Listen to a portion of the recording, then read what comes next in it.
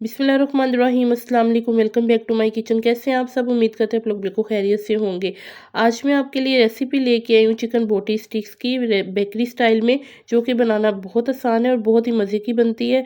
तो इसको मैं अब दो मेथड आपके बताऊंगी इसको, कि एक ही रेसिपी को इस्तेमाल करते हुए दो तरह से ये रेसिपी हम बनाएंगे। तो आपने फुल वॉच करना है बिना स्किप किए हुए। तो अक्सर आप बेकरी पे जाते हैं तो आपको बोटी स्टिक्स वहाँ पे नज़र आती है, वो काफ़ी महंगी मिलती है। तो आप घर पे बहुत आसानी से बना सकते हैं अपने इफ्तार मेन्यू में, और इसके अलावा टी टाइम के लिए भी इसको बना सकते हैं। तो चलिए शुरू करते हैं आज की रेसिपी। तो यहाँ पे मैंने चिकन लिया तकरीबन 300 ग्राम, और उसको मैंने बड़े क्यूब्स में कट कर लिया है। और सबसे पहले हम इसको मैरिनेशन लगाएंगे। अगर आप मेरे चैनल पे नए हैं, चैनल को सब्सक्राइब नहीं किया तो चैनल को सब्सक्राइब कर लीजिए। तो यहाँ पे हम लगाएंगे चिकन पाउडर तकरीबन हाफ़ टेबल स्पून, और इसके अलावा हम इसमें शामिल करेंगे ज़ीरा पाउडर हाफ़ टेबल स्पून, और सूखा धनिया पाउडर हाफ़ टेबल स्पून। इसके अलावा हम इसमें शामिल करेंगे नमक हस्बे ज़रूरत, और चिली फ्लेक्स हम लेंगे तकरीबन 1 टेबल स्पून के बराबर। और हम लेंगे चिकन टिक्का पाउडर, किसी भी ब्रांड का भी इस्तेमाल कर सकते हैं। और पेपरिका पाउडर इसमें इस्तेमाल करूँगी मैं तकरीबन हाफ़ टेबल स्पून। और इसके अलावा हम इसमें शामिल करेंगे सोया सॉस तकरीबन 2 टेबल स्पून के बराबर हम इसमें सोया सॉस शामिल करेंगे। इसके अलावा हम इसमें मस्टर्ड पेस्ट शामिल करेंगे। अगर पाउडर भी है तो वो भी आप शामिल कर सकते हैं। तो यहाँ पे आपने तमाम चीज़ें, तमाम जो भी हमें इसमें चाहिए थी मैरिनेशन के लिए मसाले, वो हमने शामिल कर लिए हैं। अब आपने अच्छे तरीके से इसको मिक्स कर लेना है, ताकि इवनली जो सारा मसाला है वो अच्छी तरह से जो चिकन के क्यूब्स बने हुए हैं उनके ऊपर अच्छा अच्छा सा मैरिनेशन के लिए लग जाए। और यहाँ पे आप देखें, इस तरह से मैंने ना इसके क्यूब्स बना लिए थे थोड़े से बड़े से। तो जब आप इसको लगाएँगे ना स्कीवर्स के ऊपर, तो ये अच्छी खासी सी बोटियाँ 3 से 4 आप एक स्टिक के ऊपर ना इसको परोस सकते हैं। तो चलें जी, यहाँ पे हमने इसको मैरिनेट कर लिया। अब इसको हम रेस्ट देंगे तकरीबन 1 घंटे का। तो यहाँ पे 1 घंटे के बाद मैंने ना इसको फ्रिज से निकाल लिया था, और इसके ऊपर मैंने दही लगाया था तकरीबन 1 टेबल स्पून। जी, तो नेक्स्ट स्टेप हमने करना है, ये स्टिक्स आपको बाज़ार से ईज़िली मिल जाती हैं, लकड़ी की स्कीवर्स ही होती हैं बनी, तो ये आसानी से मिलती हैं। तो ये आपको 10 तकरीबन चाहिए होंगी इस रेसिपी के लिए। तो यहाँ पे मैंने ब्रेड के स्लाइसेस ले लिए थे तकरीबन 3 से 4 अदद। तो सबसे पहले जो हमने इसकी साइडें हैं वो जो है वो काट लेनी है, क्योंकि हमें इनकी ज़रूरत नहीं है। लेकिन आप इसको वेस्ट ना कीजिए, इससे आप ब्रेड क्रम्स बना के रख सकते हैं। तो इस तरह से आपने पहले लंबाई में कट करना है स्लाइस को, जिस तरह से आप वीडियो में देख रहे हैं। तो फिर आपने इस तरह से उसके क्यूब्स से बना लेने। तो इसी तरह से हम सारे जो 2 से 3 अगर ब्रेड के स्लाइस लेंगे, उसके इस तरह से हम क्यूब्स बना लेंगे। जो हम मैं आपको बताती हूँ अब नेक्स्ट क्या करना है हमने। तो यहाँ पे देखिए जी, क्यूब्स बड़े अच्छे से बन गए हैं, बड़े खूबसूरत भी लग रहे हैं।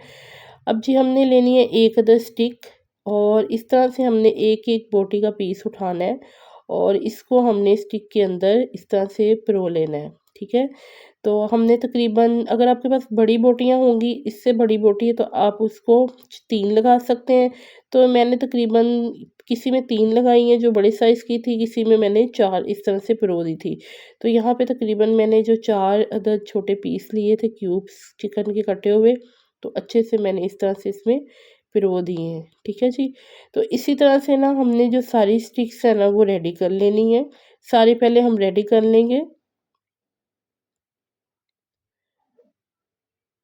तो अब यहाँ पे मैंने 1 अदद अंडा लिया था, 2 भी ले सकते हैं आप, 1 भी ले सकते हैं। तो आपने उसको अच्छे से फेंट लेना है कि उसकी एक झाग सी बन जाए। तो आपने यहाँ पे एक स्टिक उठानी है।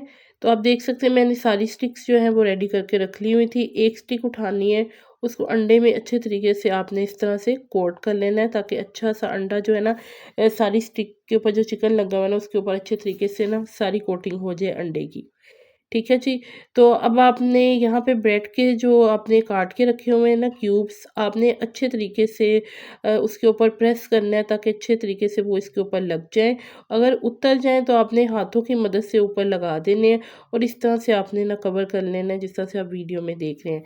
और सेकंड स्टेप मैं आपके साथ शेयर करूँगी। अंडा लिया है मैंने, ब्रेड क्रम्स लिए है, और सबसे पहले हम अंडे में कोट करेंगे इसको।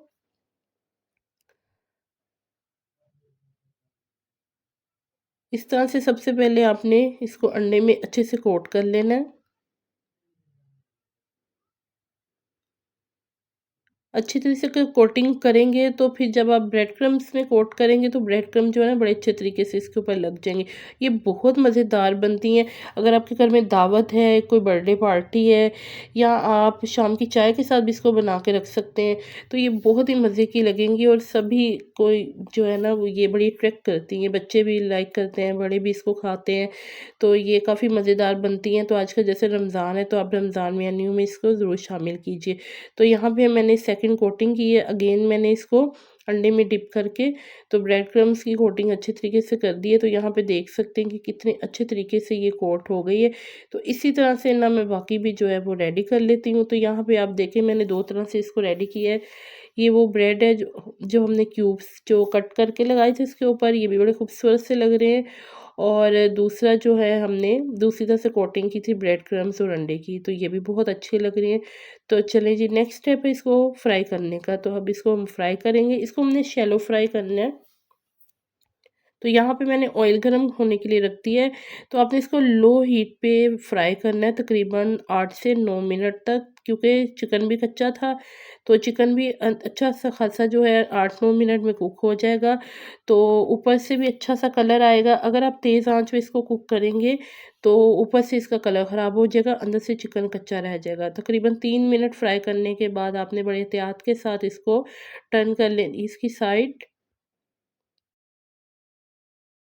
जी, तो साथ-साथ मैं इसको टर्न करूँगी ताकि दोनों साइड से ना ये इवनली अच्छे से फ्राई हो और अच्छा कलर आए और अंदर तक जो है चिकन वो पक जाए और बाहर से भी ये बड़ा क्रिस्पी और क्रंची बनता है और ये बहुत मज़े के बनते हैं। आप ज़रूर ट्राई कीजिएगा इस रेसिपी को, अपना फीडबैक भी ज़रूर दीजिएगा।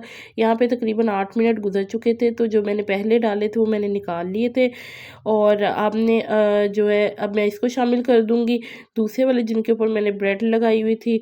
तो ये भी फ्राई करेंगे तो फिर हम इसे डिश आउट करेंगे। तो आपने अपना फीडबैक ज़रूर देना, आज की रेसिपी आपको कैसी लगी है और कमेंट बॉक्स में ज़रूर बताइएगा और अपना फीडबैक ज़रूर दीजिएगा। और वीडियो अगर अच्छी लगे तो लाइक एंड शेयर करना मत भूलिएगा, क्योंकि आप लोगों की सपोर्ट हमें मज़ीद मोटिवेट करती है।